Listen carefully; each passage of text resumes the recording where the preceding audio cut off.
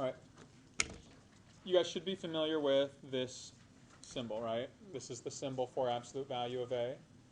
Okay. The technical definition for it is dependent on what A is. If A is a negative value, then the absolute value of A is the opposite of what's inside there, right? So if it was absolute value of -2, then the absolute value of -2 is equal to the opposite of -2, which is a +2.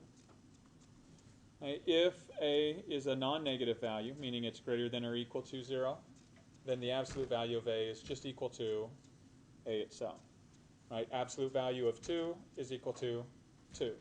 You can just take the expression right out of the absolute values. Okay? Now, you guys have probably been exposed to this definition before, but you've never been asked to apply it, and so that's where the new thing comes into play.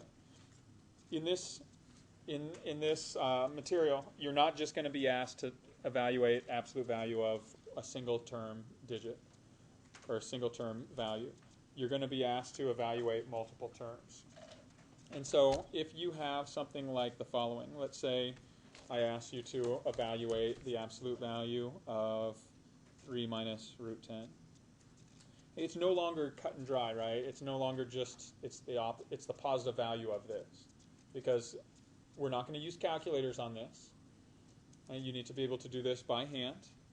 And so you have to think, if I take my expression, my A value in here, how does this relate to 0? Is it greater than or equal to 0 or less than 0?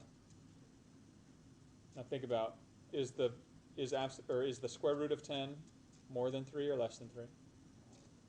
It's more than 3, right? Because it's root 9 is 3, so anything above 9 will be more.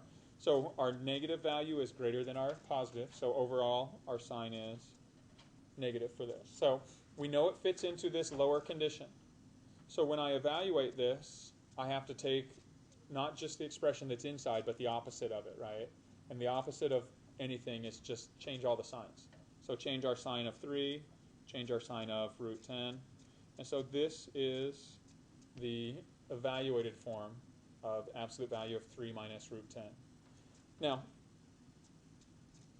that's not the only way that it can be expressed, though. And what's more likely going to happen is it will be positive number written first, and then the negative number. So again, all I did is I took the same value, but I rewrote positive number first, negative value second. So either of those would be acceptable forms of the answer to this.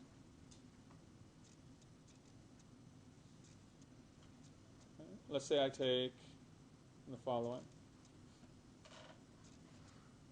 Absolute value of 5 minus root 10, just sticking with something we've already kind of looked at. If we take the expression on the inside, 5 minus root 10, and compare it to 0,